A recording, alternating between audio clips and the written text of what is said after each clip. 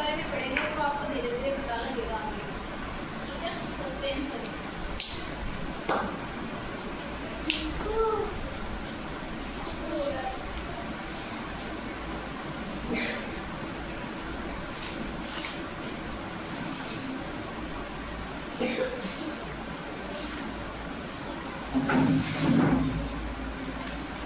एक जंगल, कई पेड़, एक बार तो सभी ध्यान से समझा देता हूँ, ठीक है। एक जंगल, कई पेड़, नहर और तालाबों से भरा हुआ सुंदर लगता था। क्या लगता था? सुंदर। जंगल लगता था सुंदर, ठीक है। उसमें कई पशु पक्षी रहते थे। कुछ पक्षियों में एक जगह बड़े बड़े पेड़ों पर अपना अपना नीड़ बनाया था। नीड़ क्या होता है? घर होता है। किनका? पक्षियों का। एक सांप को पक्षियों की घोंसले में एक कुछ अंडे मिले थे, ठीक है। रोज सांप पक्षियों के बाहर जाने के बाद इन पेड़ों पर चढ़कर अंडों को खा लेता था, ठीक है। सांप में लौटने के बाद घोंसले में अपने अंडों को नहीं पाकर पक्षी हैरान हुआ करते थे, क्योंकि अंडों को कौन खा जाता था? सांप। और परेशान कौन होते थे? पक्षी। उन्होंने अंडे के छिलकों को पेड़ के नीचे पाया। अंडे के बच्चे होते थे वो तो सांप लेके चला जाता था, ठीक है।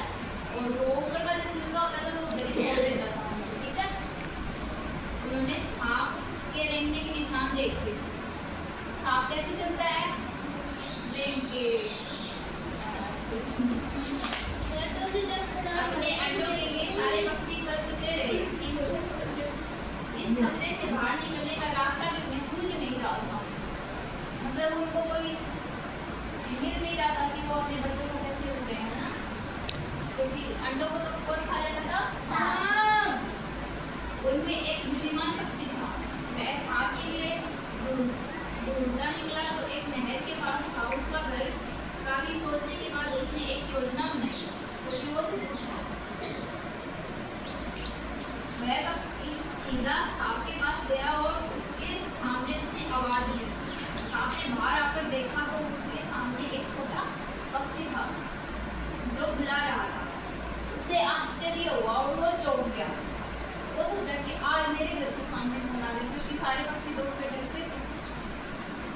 छोटे से पक्षी ने उकसाते हुए कहा, तुम तो अपनी शक्ति अपने अंडों पर दिखा रहे हो, जो हिल ही नहीं सकते। उसने उसको चेतावनी दी कि तुम तो अपनी सारी शक्तियाँ जो है वो अंडे के जो बच्चे हैं ना उनके ऊपर दिखा रहे हो। अगर दम है ना तो मेरे से लड़के दिखाओ। अब वो उसको चैलेंज ही दे रहा है सांप, ठीक है। अगर तुम्हारे अंदर जोश है तो मुझे पकड़ने की कोशिश करो। चालाक था और वो तरकीब अपनाएगा, ठीक है।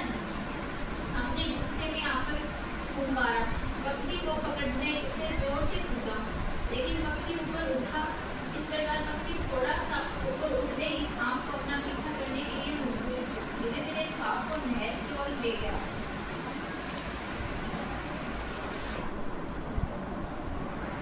आ जाओ, वहाँ क्यों उठ गए, मुझे पकड़ो। पक्षी पानी पर उड़ता हुआ सांप को ललकारने लगा। बेवकूफ सांप पक्षी को पकड़ने की जल्दी में नहर में ही कूद गया। मतलब वो चालाक था और उसको नहर के अंदर ले गया। वो उसको पता था कि निकलेगा नहीं ये, है ना। परंतु सांप तो क्या हुआ, पक्षी तो उड़ता रहा ऊपर। कैसे उड़ता रहा? पंखा से या पानी पंख से। और सांप के पास में पंख थे नहीं, तो वो रेंगता रेंगता और सांप पानी के अंदर ही चला गया और वो डूब गया। बाकी पक्षी सांप को छुटकारा पाकर बड़े खुश हुए। और इस प्रकार से वो उनके बच्चों को भी बचा लिया और सारे जितने भी पक्षी थे जो पेड़ों पे रहते थे तो उनका घर भी बच गया, उनके बच्चे भी बच गए और इसलिए वो खुश हो गए। अब मैं आपसे क्वेश्चन पूछूंगी, ठीक है, एक से खड़ा करके।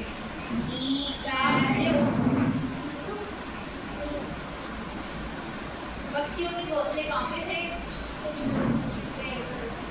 पेड़ पे घोंसले थे ना उनके।